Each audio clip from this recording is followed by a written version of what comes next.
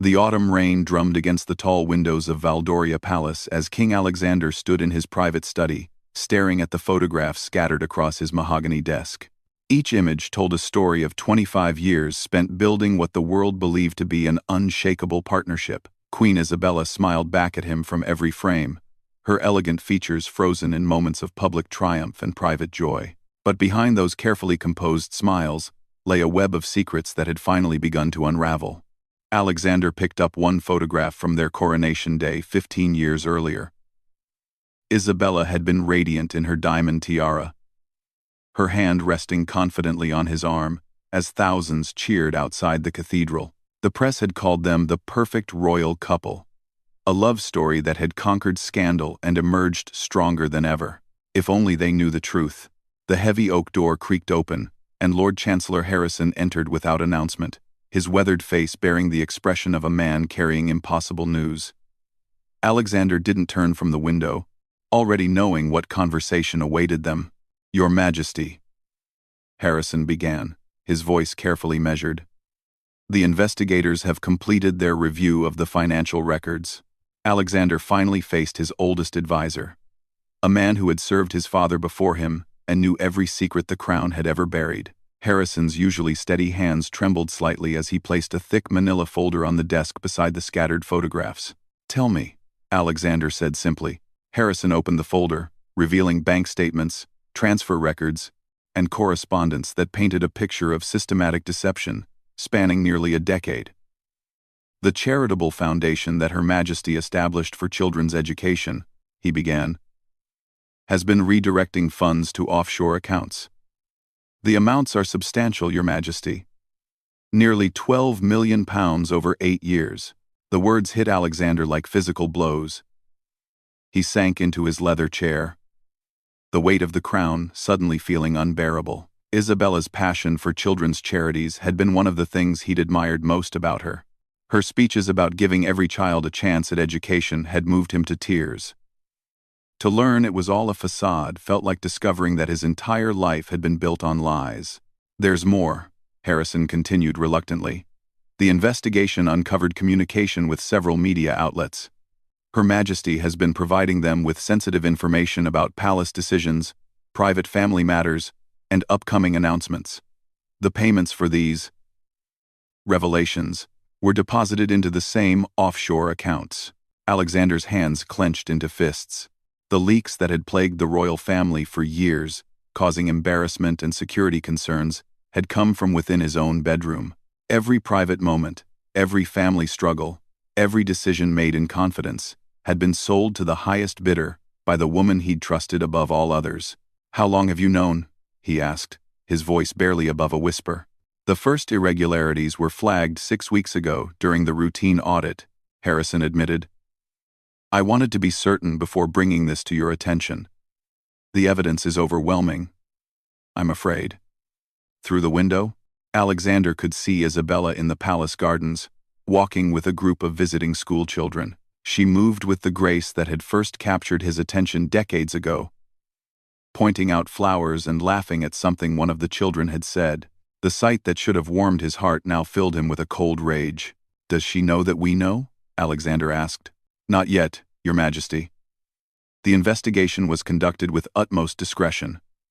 However, there's one more matter." Harrison hesitated, clearly reluctant to deliver another blow. "The private investigator we engaged to verify these findings has discovered that Her Majesty has been meeting regularly with Prince Victor of Astenburg." The name sent ice through Alexander's veins. Victor was Isabella's former lover, the man she'd been involved with before their marriage. Their relationship had been a scandal that nearly prevented the royal wedding, and Alexander had been assured it was completely finished.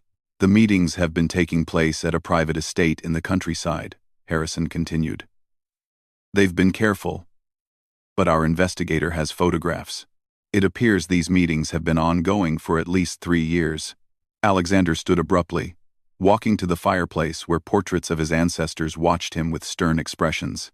Kings and queens who had faced wars, plagues, and political upheavals, but had they ever faced betrayal this complete from the person closest to them?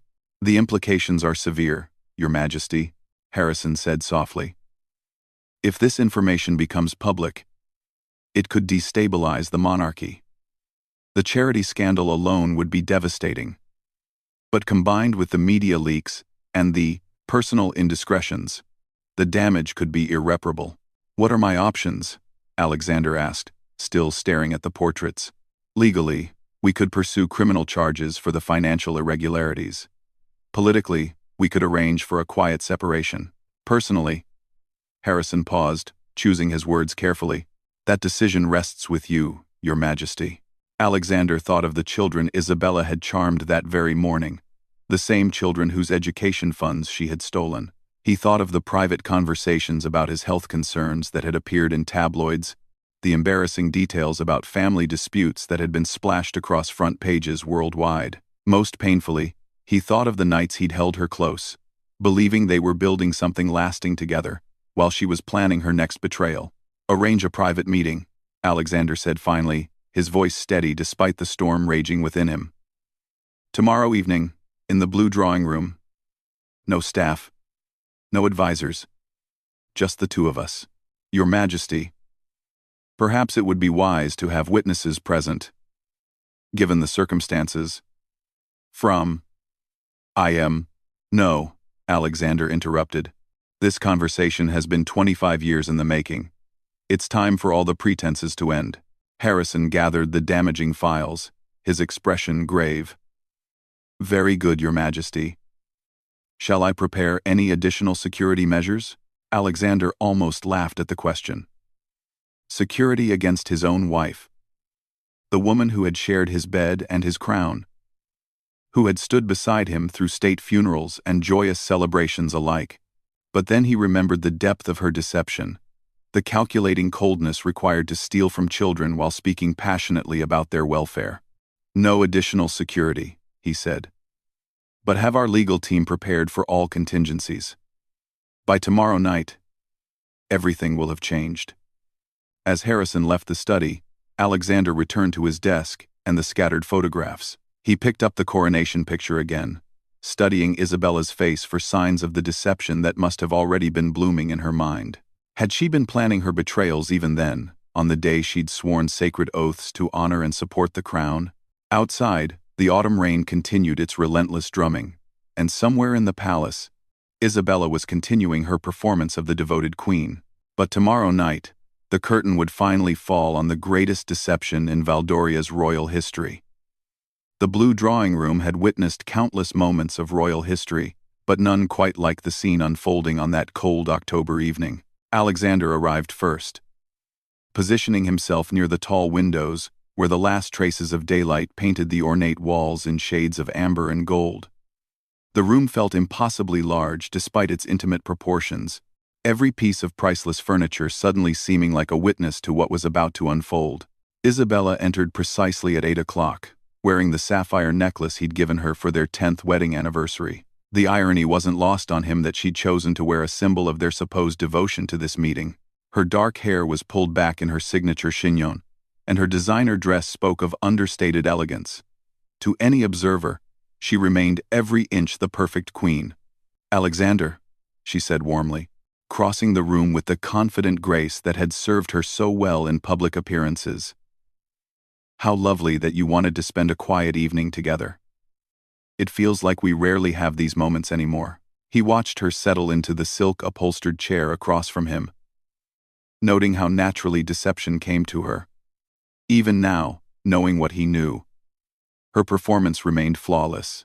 She arranged her hands delicately in her lap and smiled with what appeared to be genuine affection.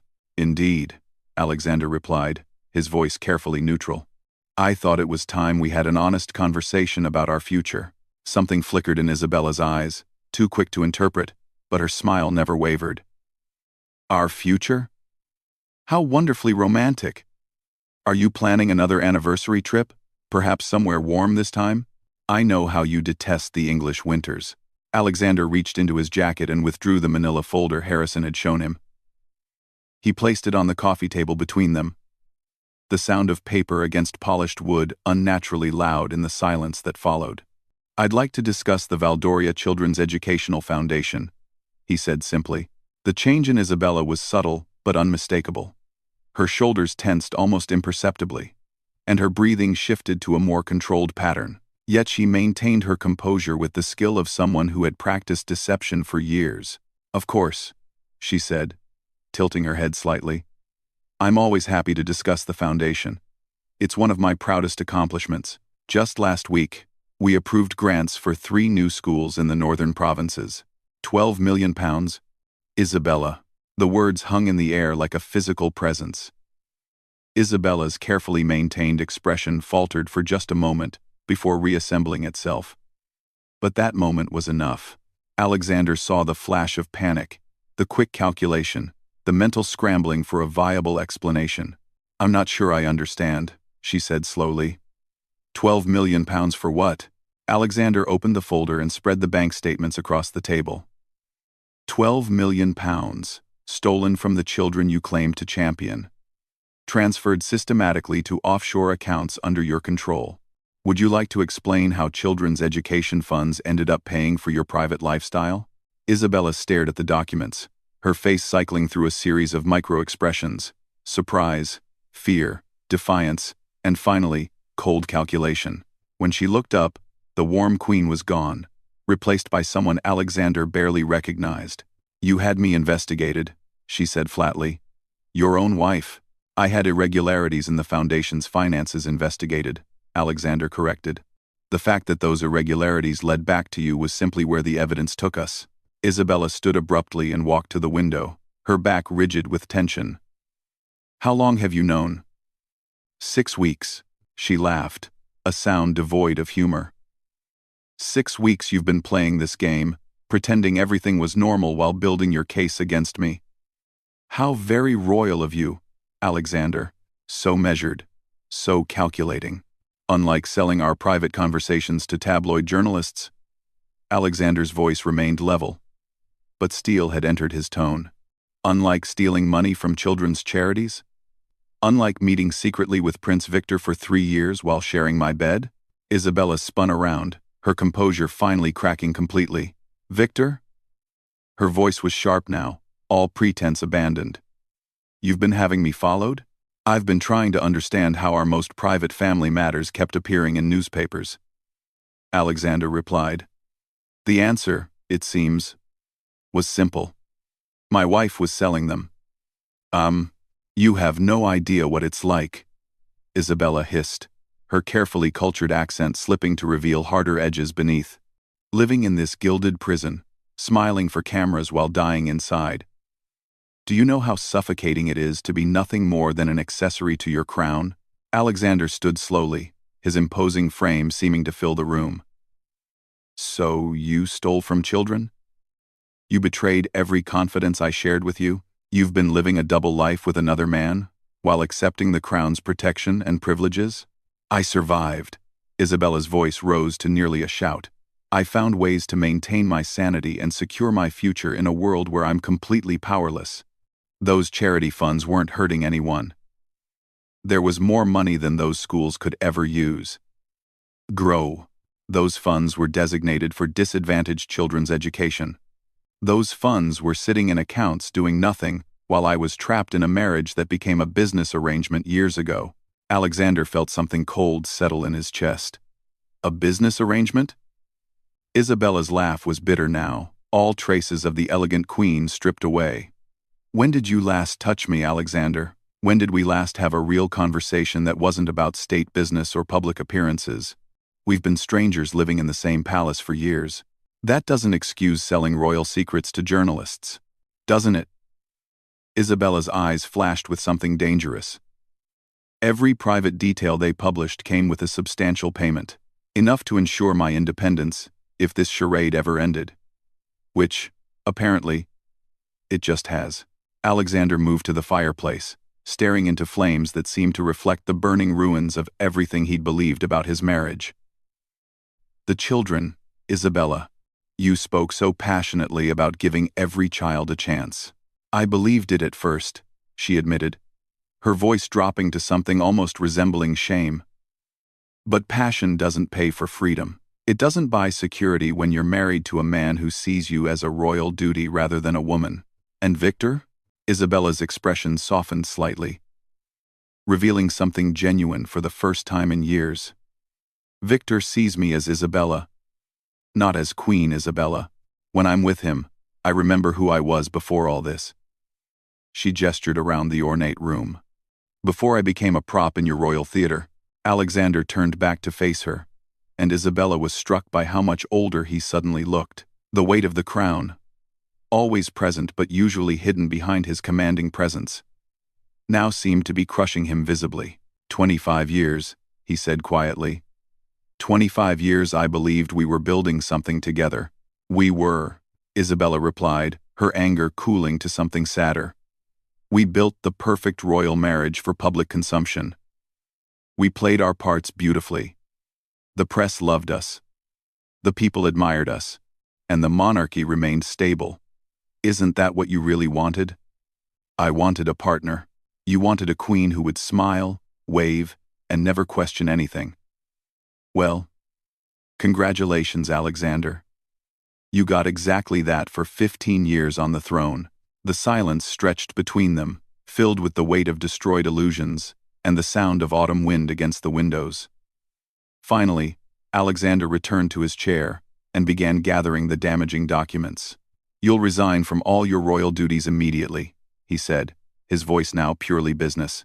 The charity fraud will be covered by private restitution to avoid scandal, but you'll have no further involvement with any royal foundations. Your titles will remain for now, but your role as queen consort is effectively ended. Isabella nodded slowly, unsurprised by the swift execution of justice. And Victor? Your personal life is no longer my concern, provided it doesn't interfere with royal business or create public scandal. How civilized of you. Alexander looked at her one final time, searching for any trace of the woman he'd once loved beneath the cold stranger before him. Did any of it mean anything to you? Any of the years we shared? Isabella considered the question seriously, perhaps the first completely honest moment of the evening. I loved the idea of what we could have been, she said finally. But that person, that marriage, that life, it only existed in my imagination. As Alexander left the blue drawing room, the folder of evidence under his arm, he didn't look back. Behind him, Isabella remained standing by the window, watching the lights of London twinkle in the distance, finally free to be exactly who she'd always been underneath the crown. The morning after the confrontation brought an eerie stillness to Valdoria Palace that the staff noticed immediately. For 25 years, Queen Isabella had been the palace's heartbeat, her voice echoing through corridors as she planned events, her laughter brightening formal meetings, her presence transforming cold stone halls into something resembling a home. Now, an unnatural quiet had settled over the ancient building like morning fog. Lady Margaret Thornfield, Isabella's private secretary for over a decade, was the first to realize something had fundamentally changed. She arrived at Isabella's private office at precisely 7:30, as she had every morning for years, carrying the daily schedule and a steaming cup of Earl Grey tea prepared exactly to the Queen's specifications. The door stood slightly ajar, unusual for Isabella, who valued her privacy. But what Lady Margaret found inside made her step back in shock. Isabella sat behind her antique writing desk, still wearing the same sapphire necklace and designer dress from the night before. Her carefully maintained appearance had completely unraveled. Her signature chignon had collapsed, leaving dark hair hanging limply around her shoulders. Her makeup had long since worn away, revealing a face that looked aged by decades overnight. Most disturbing of all were her eyes, which stared blankly at the far wall, as if seeing something terrible that only she could perceive. Your Majesty, Lady Margaret ventured softly, setting the tea down carefully. Are you quite all right? Isabella didn't respond immediately. When she finally turned her head, her movements seemed mechanical, as if operating her own body required enormous effort. Margaret, she said, her voice hoarse and unfamiliar. Cancel everything. Ma'am, everything, Isabella repeated, her gaze already drifting back to that invisible horror on the wall. The school visit this afternoon, the charity luncheon tomorrow, the state dinner next week. Cancel it all. Lady Margaret felt a chill run down her spine. In all her years of service, she had never seen Isabella cancel a single royal engagement, let alone clear her entire calendar. Your Majesty, perhaps you're feeling unwell? Should I call the palace physician? Isabella laughed then, a sound so broken and hollow that it made Lady Margaret step backward involuntarily. Unwell, Isabella mused. Yes, I suppose that's one way to put it. I'm terminally unwell with honesty, Margaret. It's quite fatal to queens, I've discovered. The cryptic response only deepened Lady Margaret's concern. But before she could press further, Isabella had risen unsteadily from her chair and walked past her toward the door. Her movements were those of someone navigating through water, deliberate but disconnected from her surroundings. Where are you going, Your Majesty? To pack, Isabella said without turning back. I have the feeling I'll be taking a very long vacation. Word of the Queen's strange behavior spread through the palace staff like wildfire. The head housekeeper, Mrs. Patterson, reported finding Isabella wandering the portrait gallery at 3 in the morning, stopping before each painting of former queens and speaking to them in whispers. The kitchen staff whispered about untouched meals returned from the royal apartments. The security team exchanged concerned glances as they watched Isabella spend hours standing motionless in the palace gardens, staring at the fountain where she'd once posed for countless photographs. By the third day, the transformation was complete and terrifying. Isabella had stopped sleeping in the royal bedroom she'd shared with Alexander, instead taking up residence in a small guest room in the palace's east wing. She refused all visitors, ignored her correspondence, and had begun wearing the same simple black dress every day. The woman who had once commanded rooms with her presence now seemed to be fading away like a photograph left too long in sunlight. Lord Chancellor Harrison found himself in the impossible position of managing a royal household in crisis while maintaining complete secrecy about the cause. The official explanation given to concerned staff members was that Her Majesty was suffering from exhaustion and required rest. But those closest to the royal family could sense that something far more serious was unfolding behind the palace's ancient walls. She's breaking apart, Dr. Elizabeth Hartwell, the palace physician, reported to Alexander during a private consultation in his study.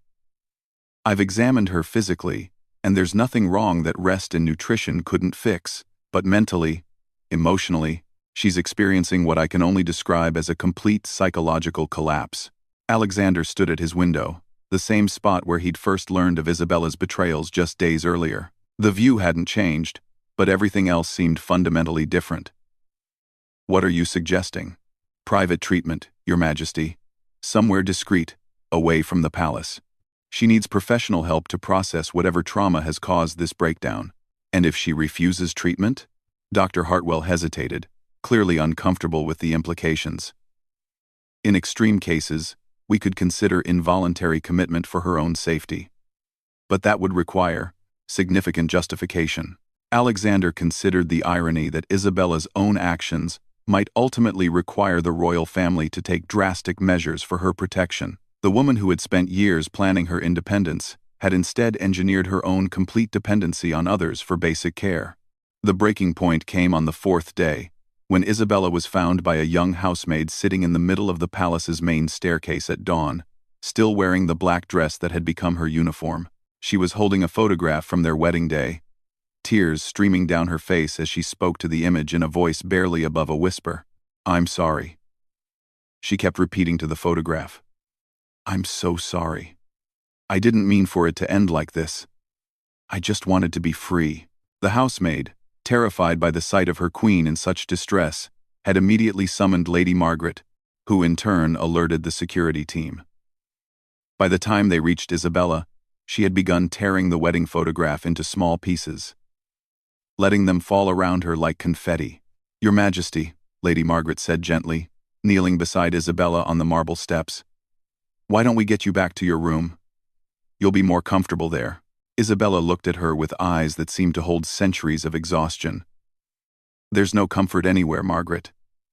I've destroyed everything beautiful I ever touched. It was then that Alexander appeared at the top of the staircase, drawn by the commotion.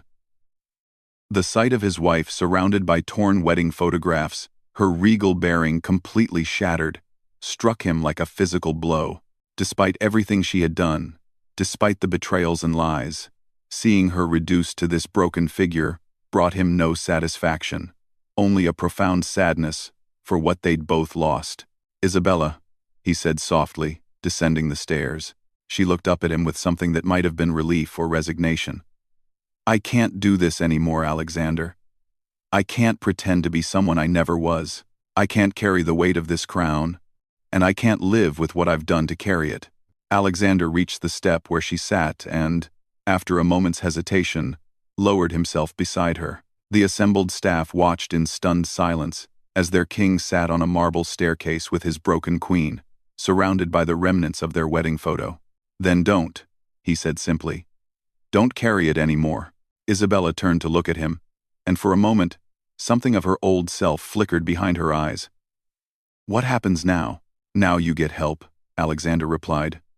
"Real help. Away from here. Away from all of this. You find a way to be Isabella again, not Queen Isabella." "And the scandal?" Alexander glanced around at the staff members watching from a respectful distance, all of whom had served the royal family with unwavering loyalty. "There will be no scandal. You'll take a leave of absence for health reasons. When you're ready, if you're ever ready, we'll discuss the future. We have a ready to do 1,000 times in." Isabella nodded slowly, finally accepting the help Lady Margaret offered to stand. As she was gently escorted back to her rooms, she turned once more to Alexander, who remained sitting among the torn photographs.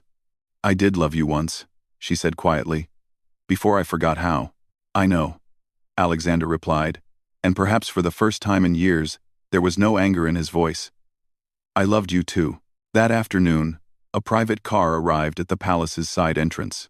Isabella emerged wearing a simple coat and carrying a single suitcase, looking more like a woman leaving a difficult job than a queen departing her throne. The staff who glimpsed her departure would later say she seemed smaller somehow, as if the weight she'd been carrying had physically diminished her.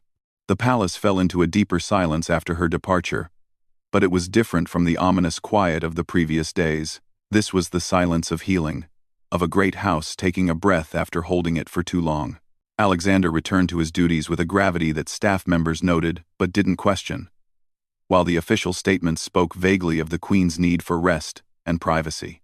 In the months that followed, those who had witnessed Isabella's breakdown would speak of it in hushed tones, if at all. They had seen something rare and terrible, the complete collapse of a public figure under the weight of her own deceptions. But they had also seen something extraordinary, a moment of genuine human compassion between two people whose love had been buried beneath years of royal duty and personal betrayal. The palace continued to function, the monarchy remained stable, and life moved forward, as it always did, in the shadow of the crown. But those who were present during those 4 dark days would never forget the sight of a queen who had finally stopped pretending, and the price she paid for 25 years of living someone else's life.